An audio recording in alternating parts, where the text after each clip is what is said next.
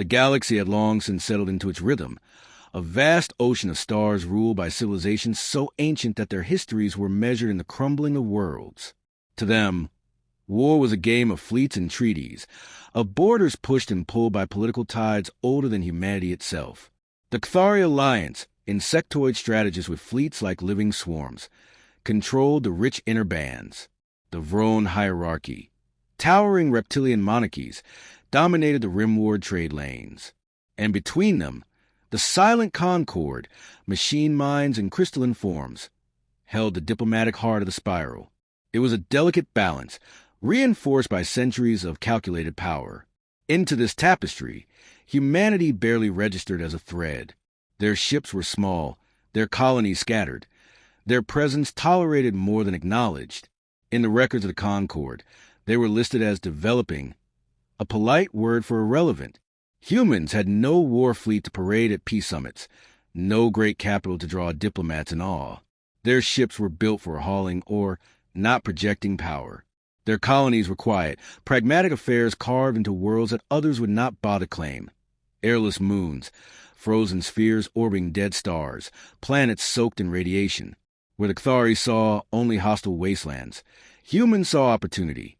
To the older species, this was desperation, the flailing of a species too primitive to secure better.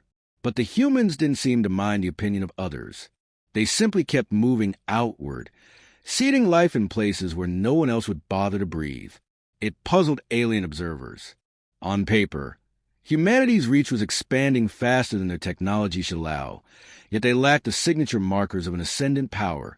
No massive fleets, no orbital weapon platforms, no grand alliances. The Vrone ambassador once described him in council as water between the stones, present but unable to shape the river. Others agreed. What threat could come from a people whose largest warship was barely a match for a Cathari patrol corvette? Their colonies were seen as fragile outposts, scattered like seeds that would wither at the first storm. And yet, there were whispers. Reports from distant sectors told of human settlements surviving disasters that had wiped out neighboring colonies of older, better-equipped species. A mining station on the edge of the Vrone frontier, buried under a decade-long ice storm, had continued transmitting without pause, its people adapting to the frozen dark. A farming world, subjected to a biological plague that had forced its alien neighbors to evacuate, had somehow purged the infection and tripled its crop yield within a year. When asked how, human representatives would shrug and talk of working the problem, as if such things were routine. To the elder species, survival was a product of superior infrastructure and military security. To humans, it seemed to be a matter of refusing to die. The galaxy paid these anomalies little mind. The great powers had more pressing matters. Trade disputes simmered between the Cathari and Vrone over mining rights in the Morny's Belt, while the silent Concord struggled to mediate without showing weakness. Pirates grew bolder along neglected border sectors. Merchant fleets were harassed, and smaller polities were forced to choose sides. To the humans, it was all a distant noise. They were too small to be dragged into such conflicts, or so everyone believed. But the friction was spreading, and history showed that when the great powers fought, the galaxy trembled. Human settlements, often positioned in the cracks between empires, felt the first subtle pressure.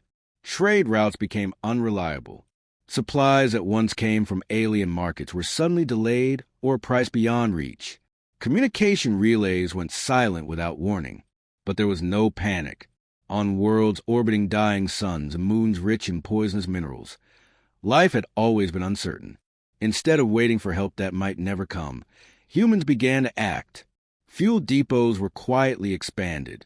Hydroponic systems were upgraded to handle complete food independence. Engineering crews learned to repurpose civilian craft for defense. Local militias drilled in environments that most soldiers would not endure for an hour. There was no grand central order. Humanity's scattered colonies shared information, not commands. Each settlement adapted in its own way, taking whatever resources it had and making them enough. On the oceanic world of Haldren, they armored submersible freighters to double as mobile shelters. On the high-gravity station of Graf's Rest, they rewired industrial exosuits into makeshift combat frames. In the underground cities of Avara, they built layered defense tunnels with kill zones that could be sealed at a moment's notice. And none of this was done with the intention of conquest. Only the assurance that if trouble came, survival would not depend on the charity of the galaxy's great powers. To the outside eye, it all looked like chaos, a species reacting in isolation without cohesion. But there was a pattern if one looked closely. Every human settlement was building towards self-reliance, each in a way suited to its own environment. It wasn't the kind of power that could be measured in fleet tonnage or star charts. It was something quieter, more insidious to those who believed only in the strength of arms, a foundation that could endure when others crumbled. The alien councils noticed none of this. They were too focused on their own maneuverings, too blinded by the centuries-old belief that dominance came only from a barrel of a plasma cannon. And so humanity was left alone to keep working, their preparations unnoticed and unchallenged, even as the galaxy's balance began to tilt toward war. The war did not begin with a declaration. It began with a border skirmish no different from the dozens that came before it. A brief clash in the asteroid field of the Morny's belt between Cathari escort vessels and a Vrone mining convoy. No one outside the conflict zones noticed at first, but the Cathari response was disproportionate. An entire patrol wing deployed to destroy what they called an illegal incursion. The Vrone retaliated not with ships, but with sanctions, locking Cathari traders out of several key rimworld markets. The economic blow landed harder than the first shots, and with trade routes disrupted, tempers in both governments sharpened. The Silent Concord intervened, as they always did, sending mediators to calm the escalation. But this time, the talks dragged. The Cathari demanded concessions the Vrone would never grant. The Vrone accused the mediators of bias, suggesting the Concord favored insectoid allies. While words turned to threats, skirmishes along the border multiplied. In less than a year, the largest fleets in the galaxy were maneuvering in contested space, testing each other's resolve with small, calculated losses. The tests became engagements. The engagements became battles, and the battles became the opening phase of a war neither side was willing to end. For the smaller species, neutrality was the safest choice, or so they thought. Supply chains that crossed the contested zones became untenable. Merchant guilds went bankrupt overnight. Independent systems that relied on imported food or medical equipment found themselves forced to negotiate with whichever great power could reach them first. Some worlds became client states under the guise of protection. Others simply starved. Humans were not on anyone's priority list. Their colonies were far from major fleet routes, their lack of strategic assets making them unworthy of conquest. At first, this spared them, but as the conflict deepened, the war began to eat the galaxy from the edges inward.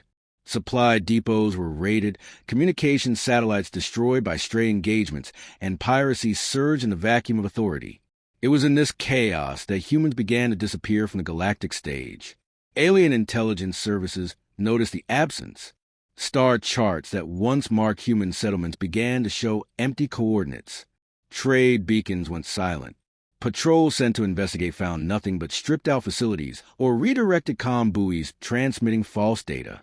Rumors spread. Some claimed the humans had been wiped out by raiders, others that they had fled entirely beyond known space. Few realized that the humans had chosen to retreat themselves.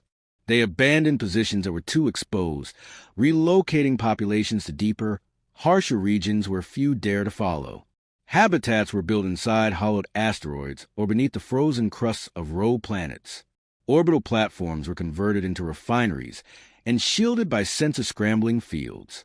Civilian freighters were painted in heat-dampening coatings, their drives tuned for minimal emissions, allowing them to slip unnoticed past patrols and pirate ambushes. Every move was deliberate, not a desperate flight, but a calculated disappearance. In the war zones, fleets clashed with scale and ferocity that dwarfed anything humans could have fielded. Cathari carriers disgorged waves of drone fighters into Vrone battleship lines, while plasma torpedoes vaporized entire escort squadrons. The Silent Concord, drawn in against their will, deployed their cold, crystalline warforms into both side supply lanes, shattering convoys to deny their enemies resources. Entire sectors changed hands in days, their population scattered across refugee routes. Yet for all their strength, The great powers were bleeding themselves dry. Supply ships could not keep pace with the demands of frontline fleets. Advanced munitions grew scarce. Repairs took longer as key manufacturing worlds fell under siege or were bombarded into slag. Diseases broke out on overcrowded carrier decks, spreading through fleets faster than they could be contained. Crews fought on half rations and morale began to erode. It was in these cracks that humanity's preparations began to matter. While the fleets were locked in mutual destruction, human settlements in their hidden redoubts thrived. They had food grown in vast underground hydroponics, water drawn from deep subsurface ice, power from geothermal vents and compact fusion reactors. They had no need for alien supply lines, no dependence on markets that had collapsed into chaos. Some alien ships, crippled in battle or lost after fleeing pursuit, stumbled into human territory. The crews expected hostility, but instead found docking bays opening and supplies waiting. Humans traded medicine for scrap, fuel for information, never overextending their generosity, but never turning away those in need. Word spread among the scattered survivors of war. If you found the humans, you lived. The irony was not lost on those few alien commanders who could still see the broader picture. The species that had no war fleet, no official alliances, was weathering the storm better than the ancient empires tearing themselves apart. But such voices were rare, drowned out by the endless demands of war. The fleets pressed on, each believing victory was a matter of endurance, even as endurance slipped away. The fleets that had once cast shadows across entire worlds were gone. The Chthari swarms, broken and scattered, drifted in the void in the form of gutted carriers and unpowered hulls. The Vrone battleship lines, proud and unyielding, now lay silent in orbit over burned worlds, their crews either dead or too weak to leave. The silent Concord's crystalline warforms, immune to hunger but not to attrition, had simply ceased to appear, their command algorithms frozen in endless loops of damaged logic. The great powers had won nothing but ruin. Borders no longer mattered. The maps drawn in alien councils were meaningless to those who now fought only for the next shipment of food or clean water. Out of the shadows, the humans began to emerge. They came not in armadas, but in convoys of freighters, retrofitted haulers, and modular station tenders. Where fleets had passed and left silence, human ships brought supplies, medics, and engineers. They did not arrive as conquerors or rescuers. They arrived as if they had always been there, simply stepping into the open after a long night. Alien worlds, starved and desperate, welcomed them without question. On planets where the soil had been salted by orbital bombardment, humans helped erect sealed domes and hydroponic towers. On stations stripped bare by retreating forces, they restored power and filtration systems, often using parts no one else would think to repurpose. The alien survivors had expected pity or arrogance, the kind that came from those spared the worst of the war. Instead, they found quiet cooperation. The humans asked nothing more than fair trade, but their definition of fairness often meant leaving their partners with more than they had brought. A refugee flotilla that docked at a human-run outpost left with fuel, food, and coordinates to a habitable asteroid belt where they could start anew. A crippled Vrone frigate, its crew skeletal from rationing, was repaired and sent on its way with fresh water tanks and spare medical supplies. There was no ceremony, no demand for allegiance. Slowly, the realization began to spread. The humans were not rebuilding their own territory alone. They were rebuilding the galaxy around them. Alien leaders, once dismissive of the species without a war fleet, began sending envoys. At first, these meetings were tentative, guarded by suspicion. But the humans had no demands for tribute, no interest in controlling foreign fleets. Instead, they proposed cooperative distribution routes, shared resource mapping, and joint infrastructure projects. A loose network began to form, bound not by treaties or military pacts, but by mutual need and trust.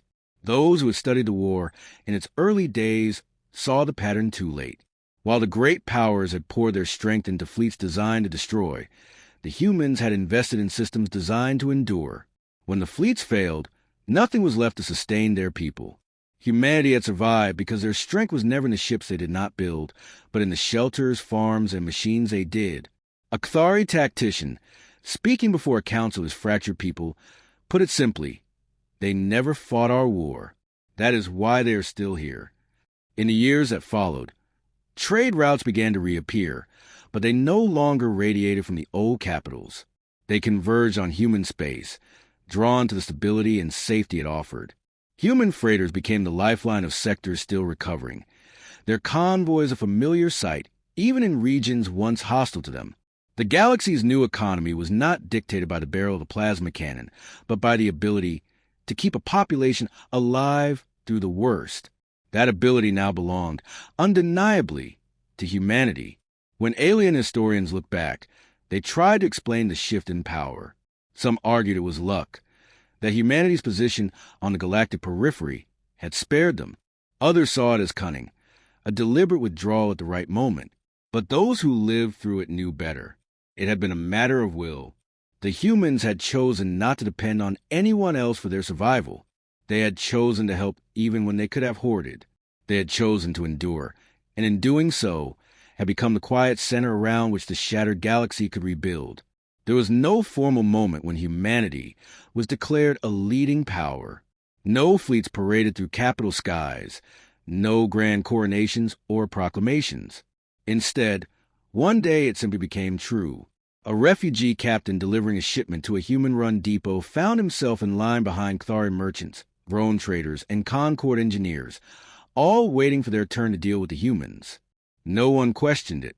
In the new order, survival was the only currency that mattered, and humanity had it in abundance. From that point onward, the phrase spread among the far colonies and deep space stations, whispered first as an observation, then repeated as a truth. Humans never needed a war fleet. They only needed the will to survive. And when the galaxy's darkest age passed, it was that will that lit the first dawn.